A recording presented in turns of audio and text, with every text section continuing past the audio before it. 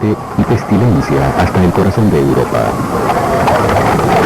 Viajeros en las carreteras, campesinos en los campos y hasta la hija del rey de Inglaterra, todos se dirigen rápidamente hacia un encuentro inevitable con el peor asesino de la historia de la humanidad. La peste negra.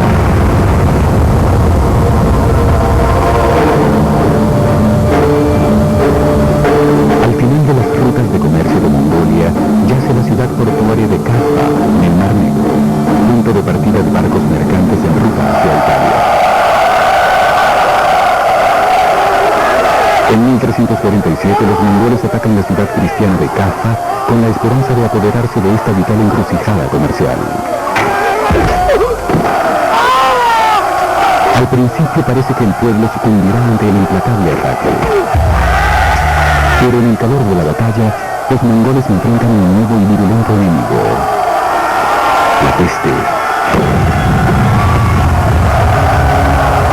Y se ven obligados a ejecutar un último y desesperado plan. Los mongoles tenían la peste y tuvieron que abortar el ataque. Pero antes de retirarse decidieron catapultar a sus muertos y los cuerpos de sus víctimas dentro del pueblo, a fin de, y cito, extinguir a todos adentro y transmitirles la peste a sus enemigos. Aparentemente así fue como la peste fue transmitida por los mongoles a los europeos. Puede muy bien ser el primer incidente registrado en la historia de una guerra bacteriológica. Aunque la historia parezca más leyenda que realidad, la pestilencia mongol se propaga entre los aldeanos de Kaffa. La peste se desplaza de forma bastante lenta para ser un mal epidémico. Y, dado lo extenso de las estepas y la delgadez de la población, tardaría unos 15 años para adentrarse en Kaffa. Pero aunque los hechos parecen ser claros, persiste un misterio. A pesar de un desplazamiento inicial tan lento, ¿cómo es que se propaga tan rápido la peste en Europa? Muchos historiadores creen que viaja en los buques mercantes con destino a Europa y que el primer puerto de arribo es la isla de Sicilia.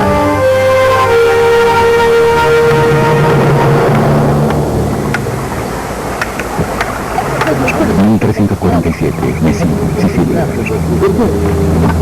A la gente de las costas de Italia, las olas siempre le han dejado retazos de las tormentas mediterráneas. Pero este año algo distinto llega a la costa.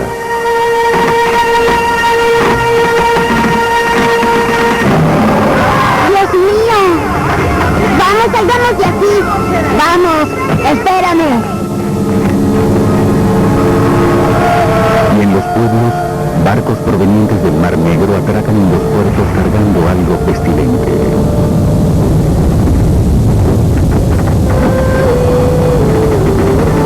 En las cubiertas inferiores, los italianos encuentran un cargamento de cadáveres. Se reporta que los pocos sobrevivientes están enfermos hasta los tuétanos.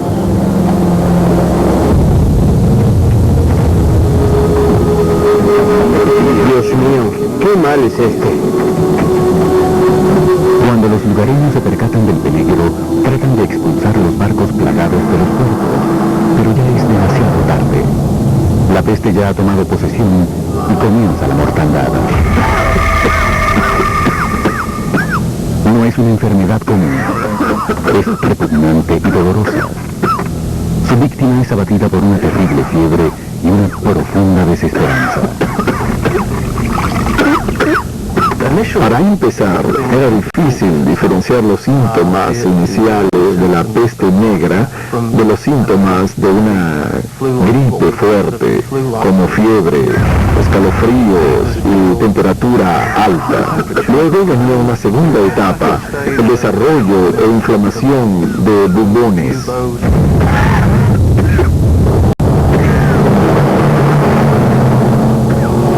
El bubón es una dolorosa glándula linfática inflamada en el cuello o en la ingle.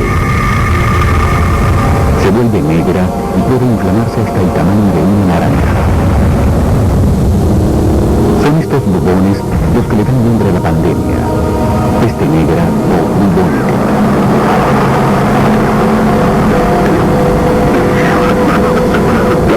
evolución puede ser muy rápida. Puede causar septicemia. La presión sanguínea baja abruptamente. Varios órganos colapsan. El sistema vascular puede volverse permeable, causando hemorragias. Los bubones en sí son muy dolorosos. Es una forma muy penosa de morir.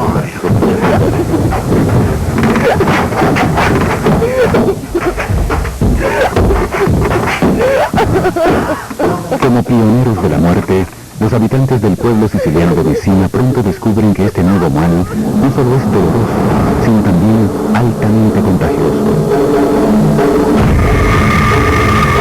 Se propaga rápidamente entre las familias, sembrando terror en cada hogar. Esto apareció más o menos de la nada. Nadie había visto algo así, de modo que la gente debió sentirse como Cristóbal Colón en la tierra de la mortandad. Exactamente así debió sentirse. Mientras la peste acaba con el pueblo siciliano de Messina, a los sobrevivientes les queda un solo consuelo: la Santísima Madre de Dios. Aquellos que aún pueden caminar peregrinan 10 kilómetros hasta su santuario y la cargan de regreso a la ciudad. Santa Madre, protégenos de esta peste en nombre de Cristo. A pesar de las urgentes plegarias, la Virgen se niega a ayudarlos, según el historiador Michele de Piazza. La llegada de la estatua no benefició a nadie. La gente de Messina era tan detestada y temida que nadie le hablaba ni se atrevía a estar en su compañía. Más bien huía al verla, aguantando la respiración. La enfermedad es tan visible que se hace evidente quién la padece. Y ese fue un factor importante para que se creara un estigma social.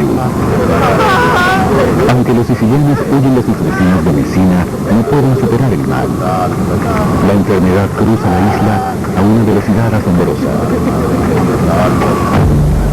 Y el horror apenas ha comenzado. Otros barcos genoveses desde Caffa comienzan a llegar a tierra firme italiana. Traen pieles, telas y ratas, todas excelentes portadoras de muerte. Como un ángel vengador, la peste se propagará a través de un continente desprevenido, dando inicio a un verdadero apocalipsis.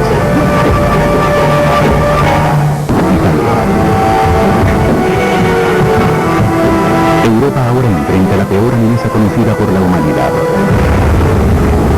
Rápida y mortal, parece venir de la nada y de todas partes. Al llegar a las costas italianas, la gente se encuentra indefensa.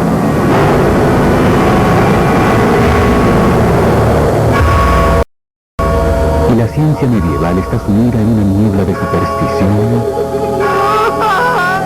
y de ignorancia. 1347, Avignon, Francia. Guy de Chauliac es el médico de Felipe VI, rey de Francia, así como del Papa Clemente VI, que reside en Avignon, Francia. Famoso por su gran intelecto, ha sido entrenado en el monasterio de Montpellier por los mejores médicos de Europa. Sus técnicas, como sangrar con sanguijuelas, están diseñadas para restaurar el equilibrio del cuerpo. De hecho, hubo teorías médicas sobre el equilibrio de los elementos, sobre qué tipo de equilibrio necesita el cuerpo para mantenerse saludable. Y la peste, desde el punto de vista médico, fue vista como la inversión de todos los equilibrios normales. Por obra del destino, una alineación inusual de los planetas precede directamente el brote. Para la mente medieval, es una explicación lógica del desequilibrio. La conjunción de tres planetas, Júpiter, Marte y Saturno, creó vapores nocivos en el aire. Y estos vapores nocivos interactuaron con la constitución física de un individuo y lo hicieron sucumbir ante la peste.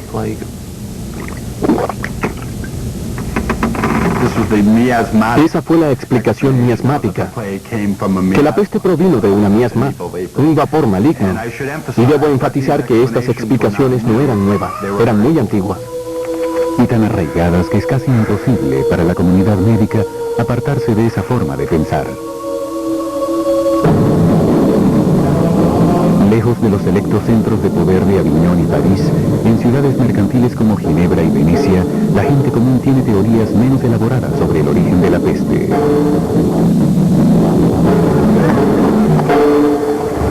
Han sido adoctrinados desde su nacimiento para creer que, como todas las bendiciones, toda maldición, en última instancia, también proviene de Dios.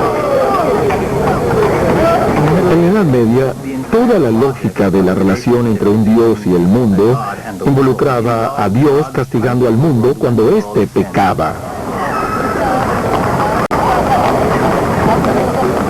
El castigo es un bien merecido, según el historiador italiano del siglo XIV, Gabriele de Musis. Dios Todopoderoso vio a la humanidad completa revolcándose en un pantanal de consumada maldad, entregada a fechorías, inmersa en innumerables vicios, ahogándose en un mar de depravación debido a una capacidad sin límite para la perversidad. Ahora sabemos que no fue el pecado ni la perversidad que trajeron la peste negra. Fue una enfermedad contagiosa. La pregunta es, ¿qué enfermedad?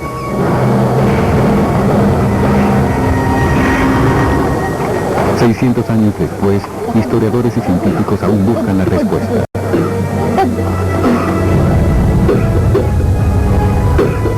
La pregunta clave es cómo se transmiten y se propagan esas enfermedades y cómo es que una sociedad permite que un conjunto de diferentes causas de muerte surja en un determinado momento.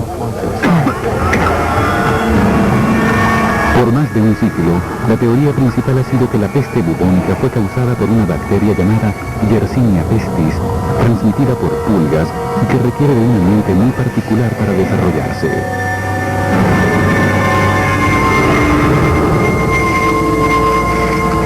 Y en muchas formas, la Europa medieval parece reunir las condiciones.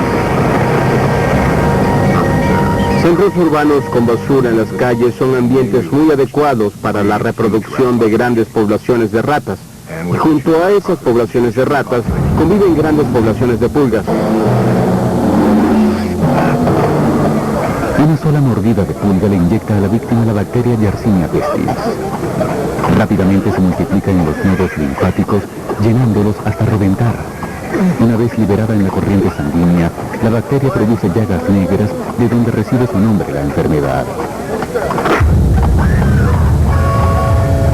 Y existe otra forma aún más mortal de la enfermedad, llamada peste pulmonar, que no necesita de pulgas para transmitir su veneno.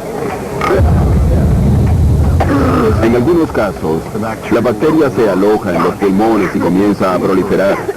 Si uno tiene una hemorragia en los pulmones causada por la bacteria, puede tener lo que llaman esputo sangriento, partículas de sangre en el esputo. Siendo que esas partículas son muy infecciosas, al toser se puede contagiar a otra persona. Tanto las condiciones ambientales como los síntomas de la enfermedad sugieren que fue esta bacteria la causa de la peste negra. Pero algunos científicos están en total desacuerdo con esta teoría. Se basan en un inexplicable y apremiante hecho: la asombrosa velocidad con que se propagó la enfermedad. Básicamente se propagó a través de Europa Occidental en un periodo de entre 4 y 5 años. Es una velocidad de propagación vertiginosa, tomando en cuenta que no existían trenes, aviones ni automóviles. El transporte era a pie o a caballo. Fue una propagación muy rápida de la enfermedad. Muchos dudan que la peste bubónica pudiera desplazarse tan rápido. La velocidad con que la enfermedad se propagó entre las comunidades no tiene relación con lo que sabemos acerca de la peste bubónica, así que esto condujo a algunos historiadores a sugerir que tal vez hubo otro mecanismo causante involucrado, otra enfermedad epidémica. Una posibilidad sugerida ha sido la propagación de anthrax. Otros autores han sugerido que tal vez pudo haber sido un virus parecido al de ébola. Existen diferencias claras en relación a la forma como se propagó la enfermedad. ¿Por qué nos preocupa ahora saber la verdad acerca de una enfermedad que ocurrió hace siglos? Es simple. Comprender la peste negra podría ser vital para la humanidad en la batalla contra un próximo brote catastrófico. Pero hasta hace poco parecía que las pistas de este misterio murieron con las víctimas de la plaga. ¿O no es así? En Montpellier, Francia, una sepultura colectiva de 650 años de antigüedad le está brindando a la ciencia moderna la oportunidad de seguir el rastro una vez más. 2003, Montpellier, Francia. Un equipo contemporáneo de investigadores franceses exhuma los cuerpos de víctimas de la peste, aplicando un enfoque nuevo en una nueva frontera científica. Los estudios de la peste negra aún son jóvenes. De la enfermedad se solía decir, solo tenemos esqueletos y huesos. Es una enfermedad de tejidos. No pudimos descubrir nada en ellos. Ahora con el ADN hay posibilidades de descubrir muchas cosas con los huesos, a pesar de lo controvertido. Los investigadores buscan un tesoro biológico, los dientes de las víctimas de la peste. Como una caja fuerte, un diente encierra el ADN de los organismos que se desplazan por la corriente sanguínea al momento del deceso, incluyendo tal vez el propio agente de la muerte. Descubrimos algo, creo que es importante. Los dientes están intactos. Extrajeron los dientes de los cráneos. Luego examinaron la pulpa de los dientes para confirmar la presencia o no de la bacteria Yersinia pestis. Y según los resultados, las muestras contenían la secuencia de ADN de la Yersinia pestis. Esto es algo único y es la única evidencia realmente objetiva que tenemos de que la peste negra efectivamente pudo haber sido causada por esta bacteria. Los resultados de los franceses colocan el misterio de la peste a un paso más cerca de su solución. Pero se requieren más estudios, más sepulturas deben ser investigadas. El trabajo de los científicos continuará. 1347, Avignon, Francia. Para Guy de Chauliac, eminente médico del siglo XIV, conceptos como pulgas mortales y ADN bacterial le parecerían tan extraños como a nosotros hoy en día los astros mal alineados y la furia de Dios. Sin embargo, lo único que tiene son cartas astrales y su ingenio para luchar contra la peor amenaza que la humanidad haya conocido.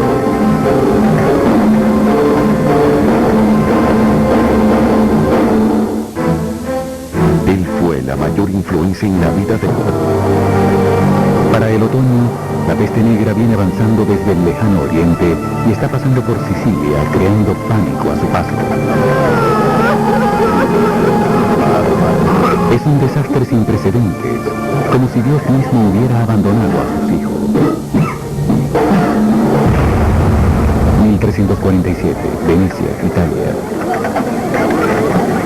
En Venecia, Aginé, el sirviente judío de un lord suizo, encuentra todo lo que su amo le ha encomendado: azafrán y canela, sedas y pieles, y mucho más, pues en el transcurso del año, barcos mercantes del Oriente arriban transportando un cargamento de muerte.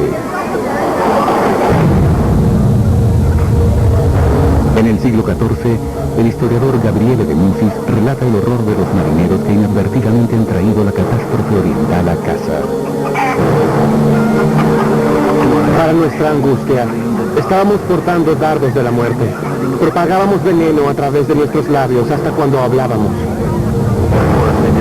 Por supuesto, no tenían ni idea de que la peste se propagaba mediante una bacteria, un organismo microscópico que no puede ser captado a simple vista. Pero sí tenían cierto conocimiento de que la peste podía propagarse de persona a persona. Mientras Aginé regresa a Ginebra, el mundo que deja atrás comienza a derrumbarse. Los venecianos mueren a razón de 600 por día.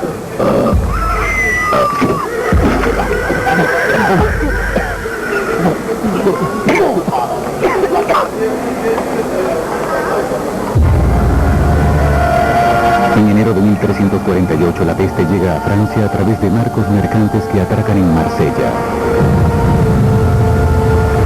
Luego surcan los mares hacia España. En Barcelona muere el 60% de la población. Imaginemos a una persona, digamos un marinero trabajando en el muelle, que luego de ser mordido por una pulga infectada sube a bordo de un barco y viaja en él. Pues no enfermará sino después de 2 a 6 días.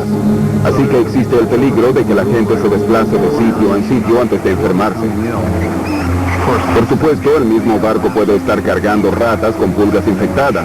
Y luego, cuando el barco arriba a un puerto, estas ratas y pulgas pueden propagar la enfermedad. 1348, Avignon, Francia. Para la primavera, la peste negra se desplaza desde la desembocadura del río Ródano hasta Avignon, donde reside el Papa. Eminencia, se lo ruego, la peste toca a nuestras puertas. Doctor, nuestro Padre Celestial me protegerá. Aunque Guy de Chauliac le ruega huir, Clemente VI se rehúsa a abandonar el palacio. Para agosto de 1348, la peste llega a París. La mitad de la población morirá. Cuando arriba a Burdeos, la princesa de Inglaterra, Joan, está llegando de su travesía marítima. 1348, Burdeos, Francia. Descansará un rato en el palacio de su familia y luego seguirá camino a Castilla, donde la espera su príncipe. Joan es tal vez la mujer más protegida de Europa en estos momentos. Pero los arqueros y las paredes del castillo no pueden protegerla de un enemigo invisible. No se acerquen más. ¿Acaso no ven el peligro? Es demasiado peligroso para la princesa. Como un fantasma, la peste ataca al azar, acabando con un hogar, un vecindario, un pueblo entero. Y antes de sembrar destrucción, engendra terror. No había nada que pudieran hacer, y es ese sentido de hacerle frente a un acontecimiento sobre el cual no se tiene absolutamente ningún control, lo que lo convierte en un hecho tan dramático en la historia de la humanidad. A menudo trato de imaginar qué se siente al saber que en un pueblo, cruzando las montañas, 75% de su población acaba de morir. Y ellos lo sabían, recibieron cartas antes de la llegada de la peste. En muchos lugares sabían que la peste venía. Así que tuvieron tiempo para pensar sobre lo que pasaría cuando llegara. Y ellos, pues no puedo imaginar nada más tenebroso. 1348, Cornwall, Inglaterra.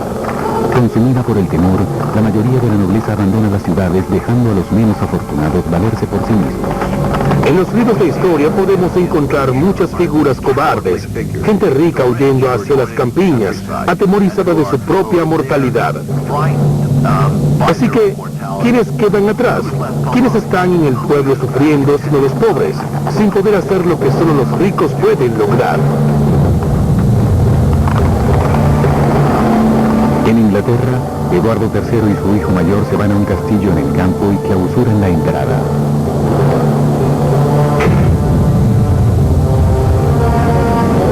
Pero el ambiente saludable no parece servir de protección a los ciervos que labran la tierra. Mueren por montones. En los campos, en las carreteras y en sus miserables chozas. La gente vivía en pobreza extrema.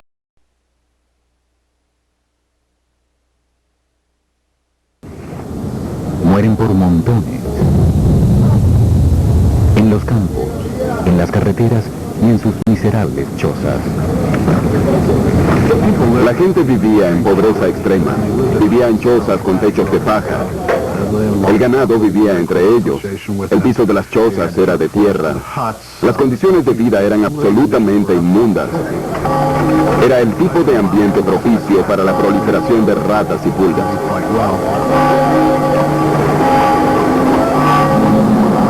1348, Siena, Italia. Mientras la situación empeora, la iglesia también parece defraudar a su rebaño. Temiendo ser contaminados, algunos sacerdotes se rehúsan a administrar los santos óleos a los muertos. Padre, mi esposa lo necesita. Mi hija Ana María también. Jesús mismo la bautizó. Para la gente medieval, morir sin recibir la extrema unción es un acto más pavoroso que la muerte misma. Pero mientras aumenta el número de muertes y más sacerdotes sucumben ante la peste, el obispo de Bath hace una sorprendente declaración. Si ellos están al borde de la muerte y no consiguen los servicios de un sacerdote, entonces deberán hacer actos de confesión entre ellos mismos, o ante un laico, o si no hay ningún hombre presente, incluso ante una mujer. En días tétricos como estos, la autopreservación supera el heroísmo. Ni siquiera los lazos familiares pueden unir a los sanos con los enfermos, como lo relata Giovanni Boccaccio, uno de los grandes escritores de la época. La gente trataba a sus familiares enfermos como perros. Arrojaban el alimento y la bebida junto a sus camas y luego abandonaban la casa. Al principio, al enfermar una persona, la familia cuidaba de ella, los amigos a veces la cuidaban. Pero luego, al enfermar otros miembros de la familia, la gente desistía de la idea de ayudarse entre sí. Cuando 1 de cada 3 personas muere, por supuesto, la perspectiva y la mentalidad de la gente se ve afectada. Una de las reacciones es el temor. ¿Seré yo el siguiente? ¿Me atacará la peste? ¿Me la transmitirá mi padre, mi hermano o mi hermana? La falta de compasión consterna a Agnolo Vitura, historiador de Siena. El padre abandona al hijo, la esposa al marido, el hermano al hermano. Pues parece que esta enfermedad ataca con solo respirar y mirar. Así mueren todos. La tasa de mortalidad era tan alta que la fe de la gente fue sacudida o estremecida de raíz. Muchas de las enseñanzas de la iglesia no parecían ofrecer alivio ni parecían apropiadas para la situación. Todo el mundo se moría. Carecía de sentido para la gente. Los cimientos de la sociedad se están desmoronando y parece que nadie sabe cómo reconstruirlo. Esta era la venganza de Dios con los humanos por sus perversidades y pecados. ¿Y qué mejor respuesta que una penitencia extraordinaria para sanar esos pecados? Y así, bajo terror, la gente se vuelca hacia el fanatismo religioso, azotándose a sí misma en una imitación brutal del sufrimiento del mismo Cristo.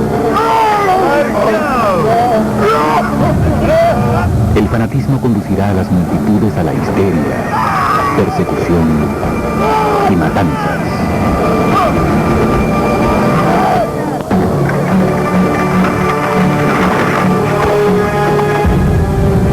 Para 1348, la peste negra ha viajado desde Sicilia hasta Inglaterra a bordo de barcos mercantes encima del lomo de ratas.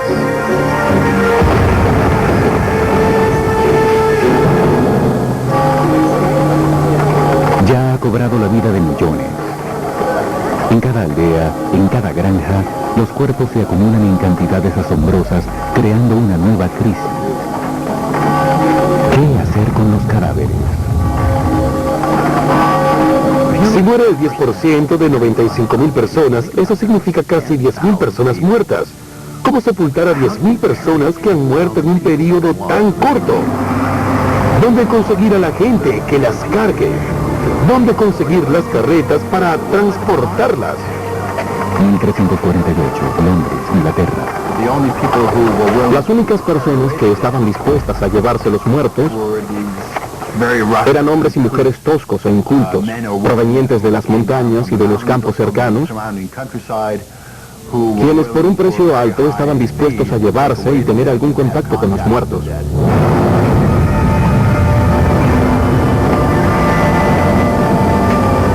El hedor debe haber sido un problema serio.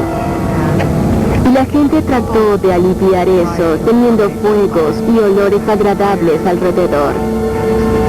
Trataban de tapar el olor de la muerte, pero esa solución tenía su límite. En el verano de 1348, en Londres deben conseguirse sepulturas para casi 300 personas diariamente. La situación es aún peor en Aviñón. En un periodo de 6 semanas, 11.000 personas son enterradas en un solo camposanto. El Papa finalmente se ve obligado a santificar el río Ródano. Innumerables cuerpos son confinados a una sepultura común y superficial. Pero tal vez eso sea preferible a una sepultura colectiva italiana. Los cuerpos eran colocados en capas. Colocaban la capa inferior, rociaban un poco de tierra, una segunda capa, un poco de tierra, una tercera capa y otro poco de tierra. En Siena, en la región de Toscana, Italia, la cifra de muertos es inconmensurable. La mitad de la población es reportada muerta. Agnolo Vitura, habitante de Siena, eleva un lamento que no ha perdido vigencia después de 6 siglos y medio.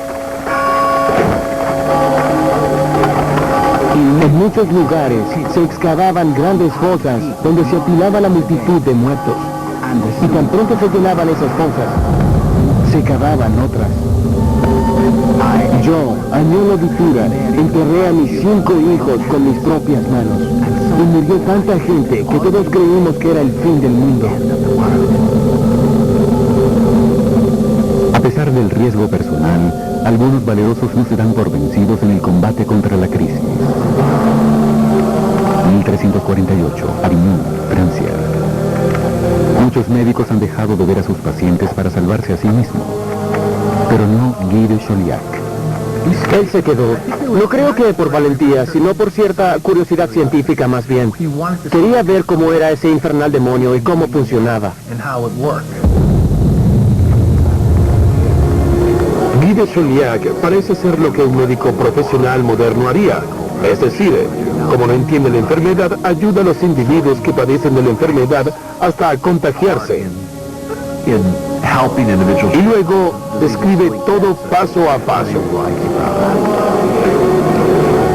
En su extraordinario diario, el médico cataloga cuidadosamente todos los síntomas de la enfermedad, tomando nota de aquellos tratamientos que parecen ser los más efectivos. En el verano de 1348 se dice que Guy de Chauliac prescribió fuego al Papa Clemente VI como una medida preventiva. 4 grandes recipientes con aceite y madera a fuego alto son colocados a cada lado del trono del Papa, una fortaleza de llamas contra la devastación de la peste. Eso nos da una imagen del Papa huyendo de la sociedad, por así decirlo, secuestrado en el interior de un cuarto que está ardiendo con hogueras a su alrededor. Clemente VI ha formado su propio infierno, si se quiere, a fin de mantenerse fuera del alcance de la peste.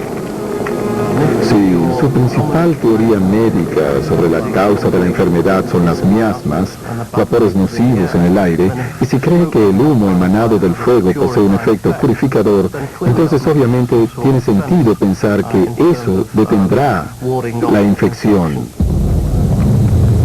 Sea por fuego o suerte, el Papa sobrevive a la peste. Pero la princesa Joan, la hija predilecta del rey de Inglaterra, no sobrevive. Como la mitad de la población de Europa, cae víctima de la peste. A su padre, Eduardo III, no le queda más que resignarse. La peste destructiva, que se lleva a jóvenes y ancianos por igual, lamentablemente nos ha arrebatado a nuestra querida hija, a quien más amábamos entre todos.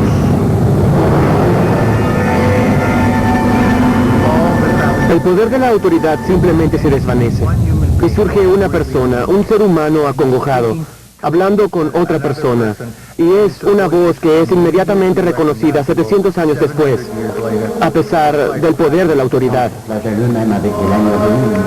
Toda clase de autoridad, médica, eclesiástica, real, fracasa. Así que las masas buscan la salvación en otro lugar.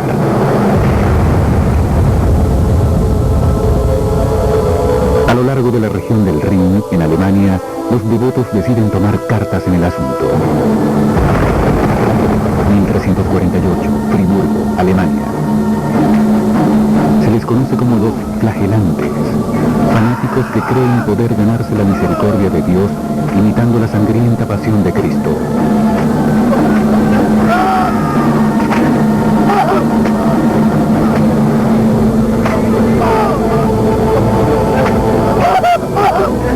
Es una medida extrema para tiempos extremos.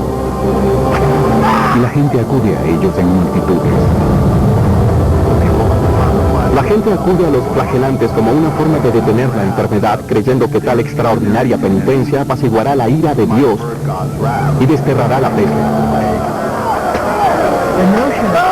El acto de flagelarse a sí mismo era una forma de súplica muy particular, un método muy dramático y doloroso de castigarse por los pecados ante la expectativa de que mañana puede que uno no esté vivo. En grupos tan grandes como de 1000 hombres, los flagelantes se someten a un maestro por 33 días y medio para marcar los años del Salvador sobre la tierra. Sacrificando baño, cama y sexo, marchan con devoción de ciudad en ciudad, realizando grotescos actos masoquistas frente a multitudes agradecidas. En sus diarios, el historiador francés Jean de Venette escribe: Los penitentes se flagelaban a sí mismos con látigos de cuero con púas de hierro anudadas. Algunos se azotaban hasta sangrar seriamente en los hombros, y algunas mujeres ignorantes cargaban trapos para recoger la sangre y restregársela en los ojos, alegando que era sangre milagrosa. ¡Deprisa, deprisa! ¡Deprisa, deprisa! Vengan aquí. Júntense a mi alrededor, en un círculo. Arrodíllense para la salvación. ¿Están listos para sufrir por sus pecados como sufrió nuestro Salvador? Sí. El Papa Clemente VI se siente amenazado por la influencia que ejercen. Los flagelantes no eran bienvenidos por la comunidad religiosa establecida. Al llegar a un sitio, a menudo se creaba una gran conmoción y a veces eran acompañados por movimientos que se oponían a las autoridades del pueblo y a las reformas religiosas. Mientras la peste avanzaba, uno percibe que todas las instituciones de la sociedad medieval, incluyendo sobre todo la Iglesia, demostraron ser tan impotentes e incapaces frente a la peste como todo el mundo, como el campesino más pobre. Esta fuerza inexorable será difícil de detener. Las masas medievales están listas para un milagro y los flagelantes parecen dispuestos a realizarlo. Eso fue lo que crearon las procesiones de los flagelantes y los sermones que pregonaban, la expectativa colectiva mesiánica y apocalíptica de que ya llegó la hora. En 1348 se desata un torbellino de odio más fuerte que la peste negra misma. La conmoción conduce a una cacería de brujas. Alguien deberá ser responsabilizado por esta catástrofe y deberá pagar. Es un torrente de histeria y terror. Las multitudes someten a los indefensos e inocentes a un baño de sangre de proporciones bíblicas. Las estrategias de autosugestión de la sangre sagrada crea cierta expectativa mientras viajan a través de campos vacíos de esperanza. Sus despliegues dramáticos son más conmovedores que los vanos murmullos del sacerdote del pueblo. Los flagelantes dirigen el temor y la furia de la gente sobre un blanco tangible: la iglesia local. Apártese del camino. De rodillas, de rodillas. Creyendo ganarse la gracia de Dios con sus sacrificios sangrientos, los flagelantes alegan poder realizar milagros como Cristo. Algunos flagelantes creían poder revivir a bebés y niños muertos. También hubo un cuento famoso sobre una vaca que hablaba. Un milagro atribuido a los flagelantes. Los bendigo en el nombre del Padre, del Hijo y del Espíritu Santo. Oremos, pidamos perdón a Dios por la salvación de este humilde sacerdote y de vosotros. Santo Padre, líbranos de nuestro sufrimiento. A lo largo del Rin parecieran estar ocurriendo milagros. Mientras que en Avignon, Francia, en el corazón del cristianismo, 400 personas mueren al día.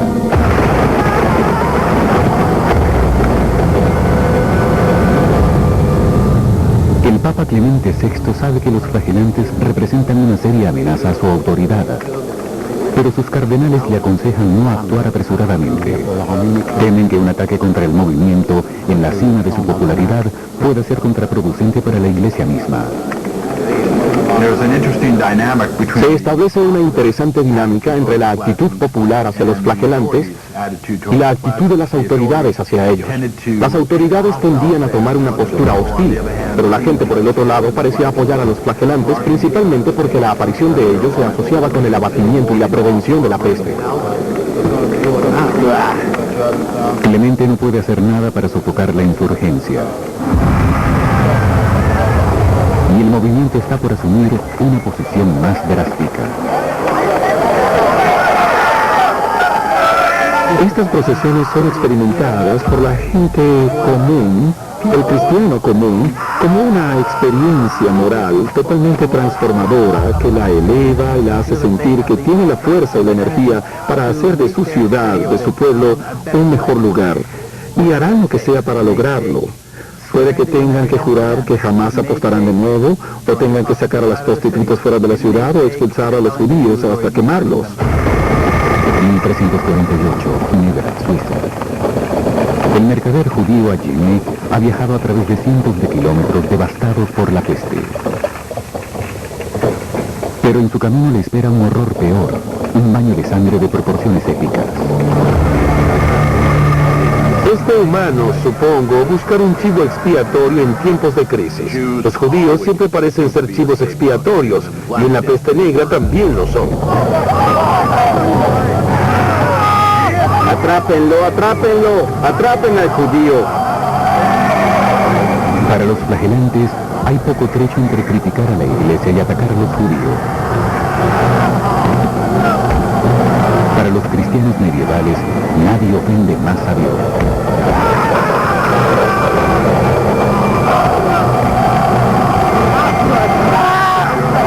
Existe una larga historia de niveles sangrientos contra los judíos, una larga historia de persecución de los judíos por parte de los cristianos en la Edad Media. Delatado por su distintiva vestimenta que lo identifica como judío, Ajimé es llevado al pueblo para ser interrogado. Él no está solo, según el historiador del siglo XIV, Jean de Venette. De la infección y la repentina mortandad que esta trajo, se culpa a los judíos, de quienes se dice envenenaron los pozos y los ríos y contaminaron el aire. ¿Qué había en el saco que te dio el rabino? ¿Qué había en el saco? Lo juro que no me dieron ningún saco. Mentiroso, envenenaste los pozos. No, lo juro. Mentiroso. Lo juro. Luego de horas de tortura, Ajimé no aguanta más. Falsamente confiesa que un rabino le dio el saco lleno de veneno y que lo usó para envenenar los pozos. Eran forzados a confesar que ningún judío era inocente. Todos los judíos eran culpables, todos eran parte de esta conspiración, y nadie podía ser librado de los cargos. De Venette escribe que confesiones como la de Ajimé surcan las aguas del Rin. Por consiguiente, el mundo entero se levantó brutalmente contra ellos. Y en las comunidades judías, muchos miles fueron indiscriminadamente asesinados en forma sanguinaria y quemados vivos por los cristianos. 1349, Estrasburgo, Francia. Decían, lo que nos está envenenando es la presencia en sí de los judíos. La presencia de los judíos es un mal moral. Ha sido nuestro pecado tolerarlos, y esto es lo que ha traído este castigo. Como recalcó el Papa Clemente VI en aquel momento, los judíos morían en cantidades iguales que los cristianos. Así que carecía de sentido argumentar que los judíos estuviesen envenenando a la gente durante la peste negra. Los ruegos del Papa caen en oídos sordos. En el día de San Valentín de 1349, los habitantes de Estrasburgo reúnen a 2000 judíos y los queman en hogueras.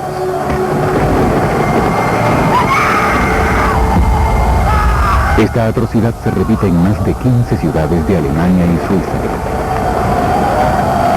El pueblo de Europa ha sido envenenado no por un insidioso plan judío, sino por el temor, el odio y la ignorancia. La combinación letal se está propagando incontroladamente. aún más rápido que la peste negra. Guy de Chauliac continuó visitando enfermos durante la peste al punto de que él mismo contrajo la enfermedad. Y hasta en su lecho de muerte él no sabe realmente el origen de lo que está padeciendo, pero está dispuesto a ayudar a la gente. El compromiso heroico de Chauliac lo ha llevado al borde de la muerte. Nadie mejor que él sabe la escasa probabilidad que tiene de recuperarse.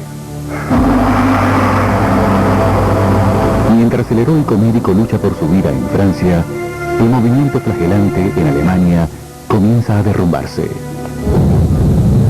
1349, Friburgo, Alemania. Originalmente compuesto de fanáticos devotos, los flagelantes ahora atraen a forajidos. Cuidadosamente comparten botines saqueados por hordas de las iglesias y se asocian abiertamente con mujeres pendencieras. Da la impresión, por algunas de esas historias, de que en algunos de esos pueblos los flagelantes eran tratados casi como estrellas de rock y que realizaban lo que podríamos llamar fiestas de flagelantes post-concierto. La presencia de la sangre, los cuerpos semidesnudos, el sudor, la musculatura definida y todo eso, sin dudas excitaban a muchas campesinas jóvenes. Eso y el hecho de que sencillamente había demasiadas emociones desatadas en aquel momento.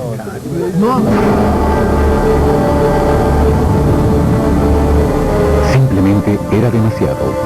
Las autoridades finalmente actúan contra ello. En octubre de 1349, el Papa Clemente VI hace un llamado a los flagelantes para que recapaciten, pero es ignorado abiertamente.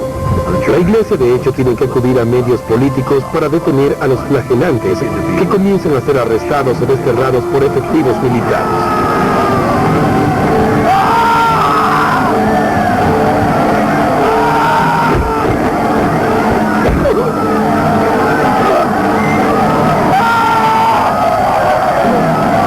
Algunos maestros, ahora llamados maestros de errores, son capturados y decapitados. Te hallamos culpable de herejía y por ello te sentenciamos a morir. Que Dios se apiade de tu alma.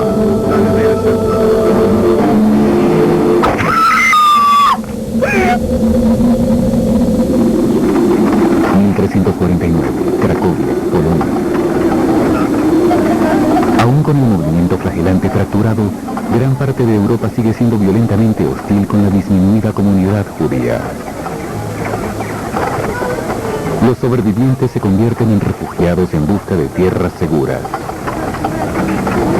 En gran parte de Europa, Francia, Inglaterra y muchas ciudades alemanas, no había judíos para finales del siglo XIV, habían sido expulsados o asesinados, pero en algunos lugares los judíos recibían protección por parte de monarcas, quienes los invitaban a establecerse. Uno de esos lugares era Polonia.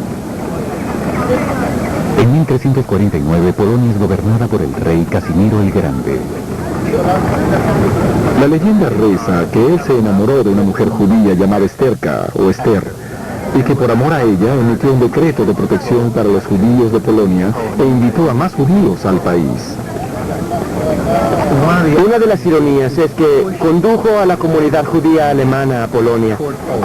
Y 700 años después, ese ciclo se repitió de nuevo con el mismo grupo de alemanes.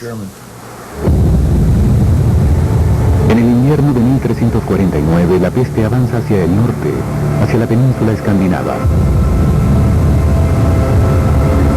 Para cuando llega a Rusia, 2 años más tarde, la crisis en Francia ya ha pasado. Después de aniquilar a casi la mitad de la población de Europa, la peste está llegando a su final. Las enfermedades infecciosas pasan por ciclos naturales hasta que ese ciclo es roto, bien sea por factores humanos o, por ejemplo, cambios en la virulencia del organismo infectivo en sí.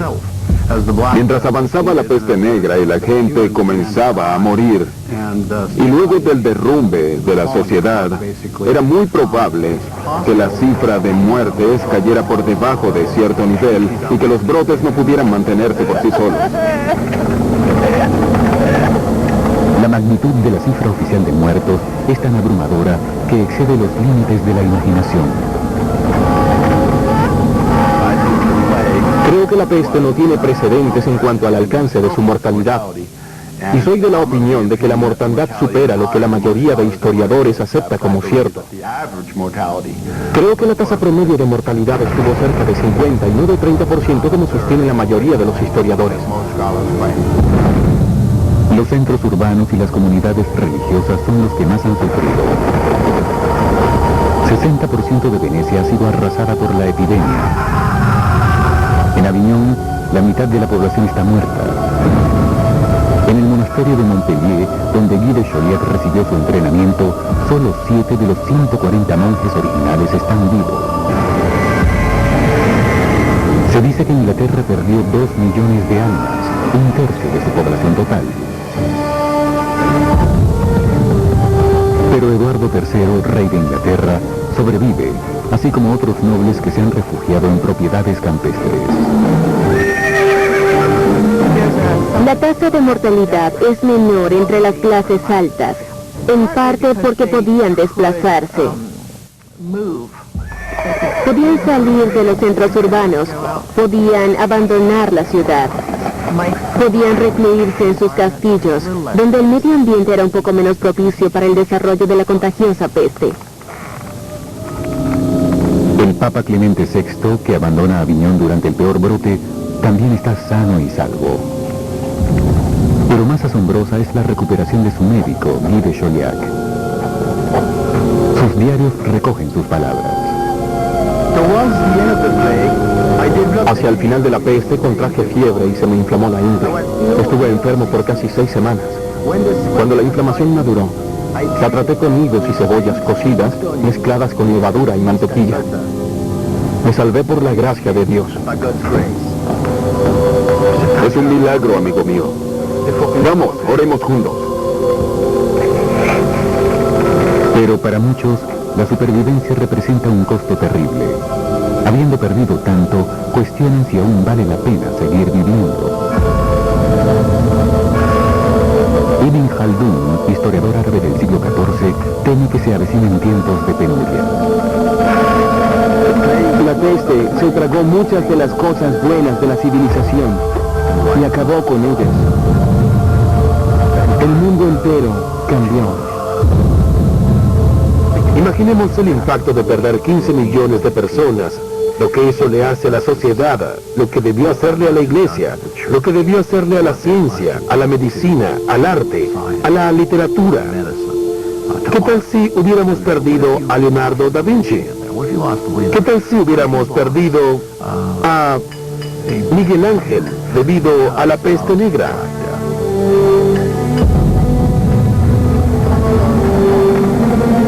En cualquier lado donde uno mire, puede ver rastros de la pérdida de un tercio o la mitad de la humanidad. Leí un epitafio que decía: murió en el año cuando escasamente quedaba una cuarta parte de la humanidad en la Tierra. Da la sensación de ser parte de un fragmento del 25% restante, tan solo eso. Este es el único período en la historia documentada en el que cada persona, sin excepción, ha presenciado a un ser muy querido morir en agonía. El dolor y la desolación son devastadores para el poeta italiano Petrarca. Considera lo que fuimos y lo que somos. ¿Dónde están nuestros queridos amigos ahora? ¿Dónde están los rostros amados? Fuimos una gran multitud, ahora estamos casi solos. 1350, Florencia, Italia. Pero para algunos, en lugar de dolor, la peste ofrece la oportunidad para el saqueo, la bebida y la brutalidad. En las casas vacías de los muertos se desbordan los excesos salvajes. ¡Quítale las manos de encima! ¡Ella es mi esposa, cerdo!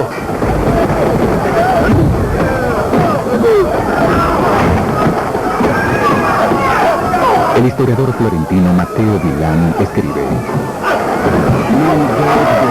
Los hombres se entregan a las conductas más trastornadas y sórdidas jamás vistas. Se entregan completamente a la lujuria.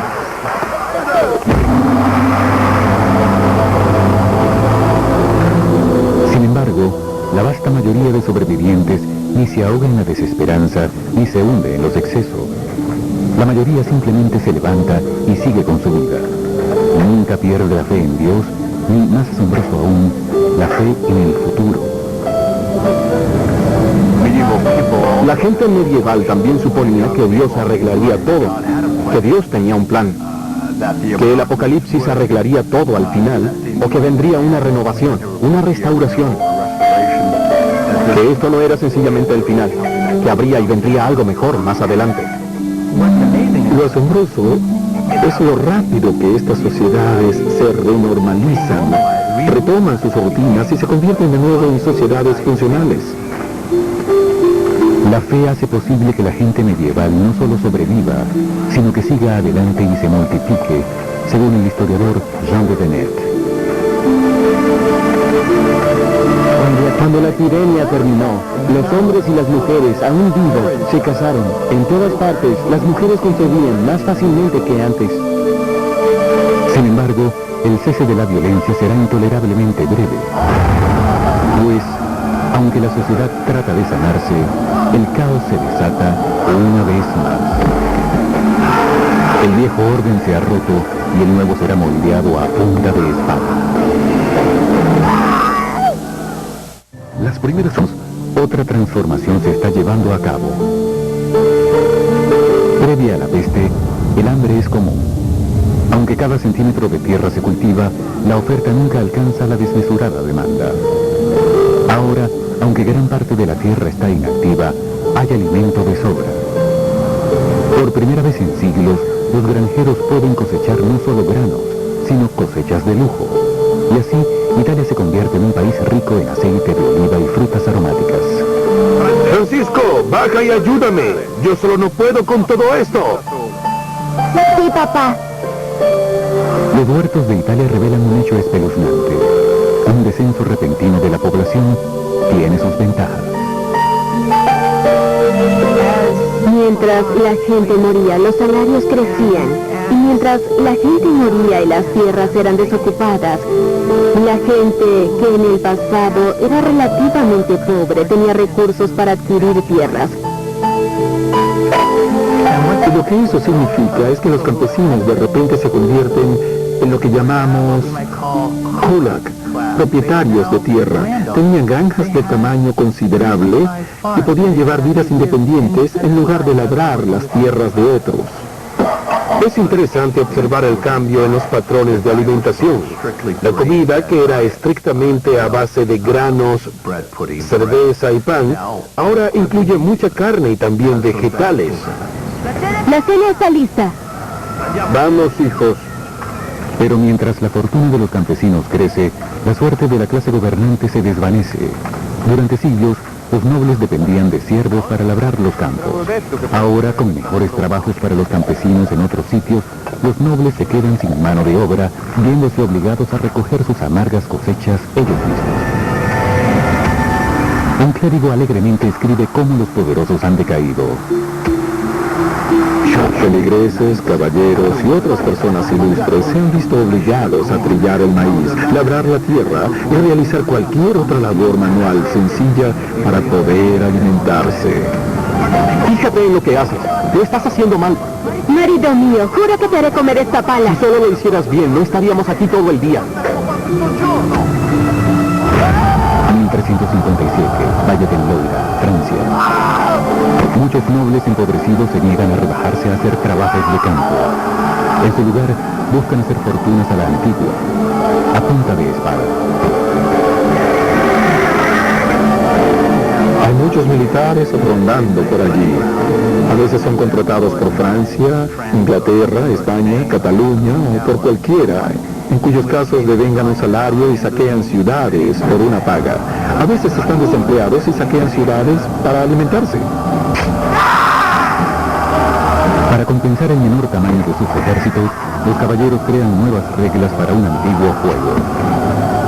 Nace la guerra de guerrillas y algo peor. Hay muchos hombres desmilitarizados rondando los campos en busca de oportunidades para saquear, y de allí es de donde provienen todas esas clásicas tácticas intimidatorias de terror para extorsionar a los lugareños.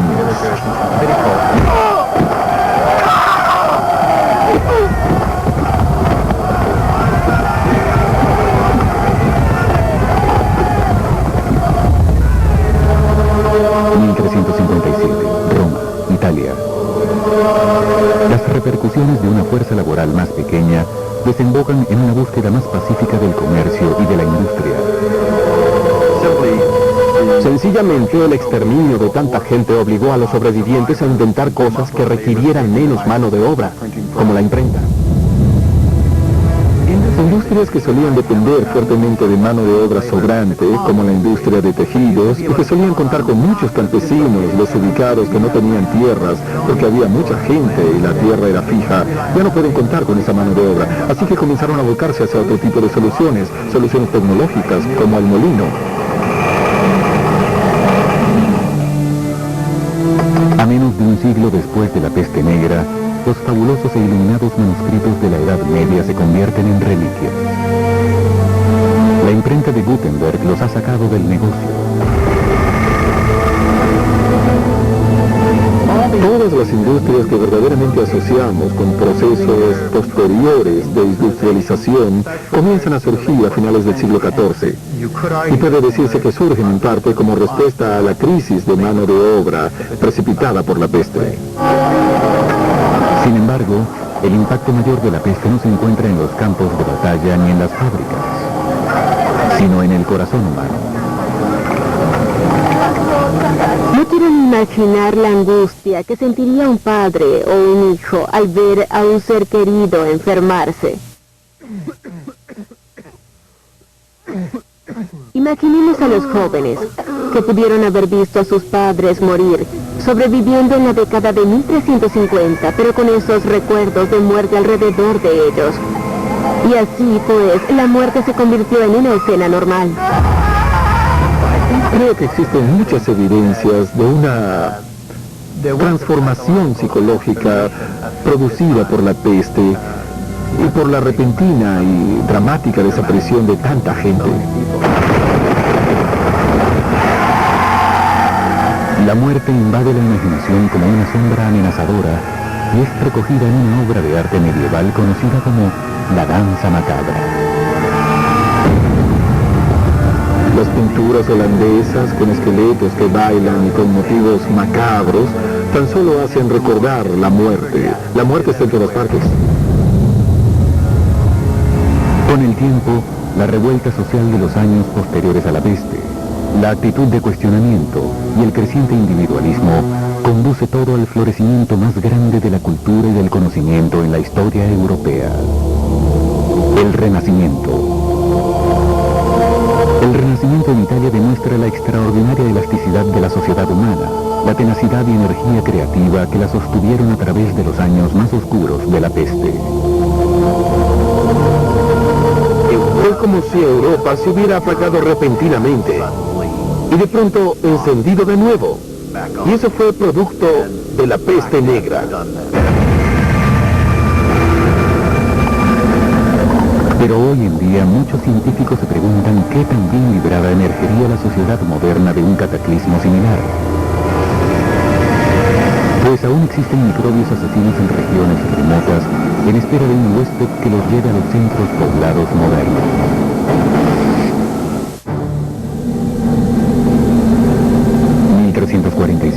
Baja Mongolia. Entre 1347 y 1350, casi la mitad de la población del mundo de ese entonces muere. Nunca antes ni después, nada ha causado tal mortandad. Ningún terremoto, guerra, ni armas de destrucción masiva. El enemigo final son los microbios, y el hombre no tiene por qué pensar que en caso de una guerra, necesariamente vencerá por tener un intelecto superior. Sorprendentemente, el microbio que causa la peste bubónica aún existe en el mundo de hoy. En Arabia Saudita, África del Norte y del Sur, en partes de Sudamérica y en Estados Unidos. El microbio viajó desde su ambiente favorito de reproducción en China a bordo de buques mercantes hasta California, engendrando un brote de peste bubónica en Estados Unidos. Desde la costa oeste se desplaza por tierra, donde encuentra una población de nuevos y fértiles huéspedes, las comunidades de roedores de los desiertos y prados de Estados Unidos. Está en la parte suroeste de Estados Unidos, Colorado, Nuevo México, Utah, California, Texas y Arizona. Principalmente existe entre ardillas de campo, ardillas silvestres, marmotas de pradera, roedores pequeños. Puede infectar a otros animales, particularmente gatos. Los gatos, como los humanos, son muy susceptibles a la peste y pueden contraer peste pulmonar con tos, propagando así la enfermedad a la gente. Si el dueño de un gato lo tiene en sus brazos y digamos que lo tiene cerca del rostro y ese gato tose, la persona puede contraer lo que llamamos peste pulmonar primaria, que se adquiere al inhalar la bacteria.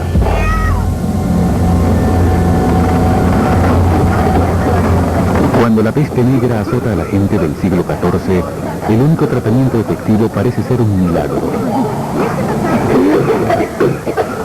Ahora, la peste bubónica puede ser curada con antibióticos si el caso se identifica a tiempo.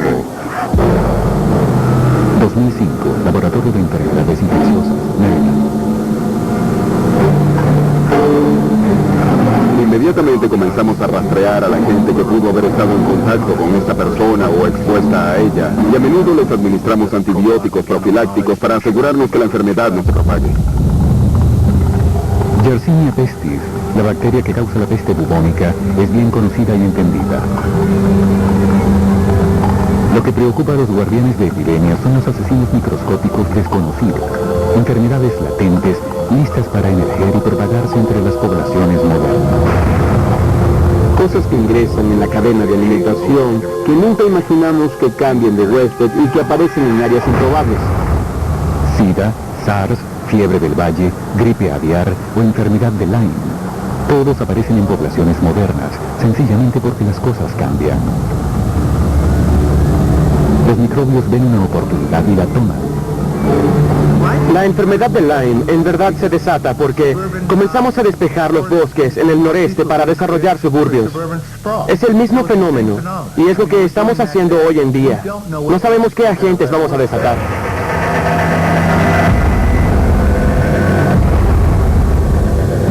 ¿Qué pasaría si el virus de ébola estableciera un nuevo hogar en la costa este de Estados Unidos? Eso puede ser muy grave, no tiene tratamiento. Desafortunadamente se transmite de paciente a cuidador.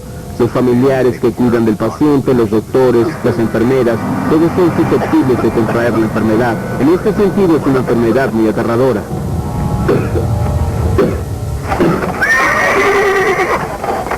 En los tiempos medievales, la peste negra llega de un área remota y entonces se propaga a través de las rutas de comercio hacia todo el mundo civilizado con una velocidad asombrosa. Los microbios que viajan ahora pueden llegar más lejos y más rápido. Si pensamos en un periodo de viaje de 24 horas, nos percatamos de que cualquier virus en el mundo puede estar justo aquí en esta sala en tan solo un lapso de incubación. No tiene que transmitirlo a nadie, ni pasar a través de una pulga, no tiene que hacer nada. Al analizar la peste, hay varias cosas que sobresalen, comparables a nuestra situación. En ambos casos tenemos economías en expansión y nuevas rutas de comercio. 500 millones de personas cruzan fronteras internacionales en vuelos aéreos internacionales cada año, 500 millones al año. 70 millones trabajan fuera de sus países. Es decir, las cifras son asombrosas. La cantidad de desplazamientos, la velocidad de estos desplazamientos y la densidad de humanos. Uno junta todo eso y tiene una bomba. 1348, Avignon, Francia. Atados a la religión y la superstición, los científicos medievales como Guy de Chauliac irremediablemente no están preparados para la peste negra. Muchos expertos temen que al ser confrontada con una epidemia catastrófica, la ciencia moderna se verá igualmente desprevenida. nos viene encima algo como la peste del siglo XIV, cuando la gente muere en sus casas, en las calles y en todas partes, no estoy seguro de que nuestro desempeño sea mucho mejor que el de la gente de la Edad Media. No tenemos dominio del sistema. No tenemos la capacidad de respuesta necesaria, como dicen muchos. Si algo sale mal, sencillamente la capacidad realmente no está allí.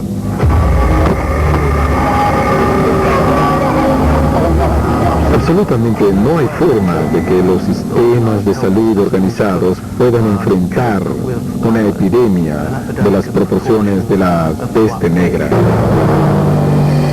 En última instancia, la historia solo puede decirnos qué ha sucedido anteriormente. Terror y violencia. Heroísmo y sacrificio. Restauración y renovación. Estos son los legados de la peste negra. La peste es como una especie de espejo en el que podemos ver cómo una sociedad manejó un evidente desastre humano y médico. Cuando ese espejo refleja nuestros propios tiempos, el panorama es nubloso y perturbador. Pues el enemigo externo del hombre aún está allá afuera en algún lugar, no menos mortal que hace 650 años. Que despierte es seguro. Que nosotros estemos preparados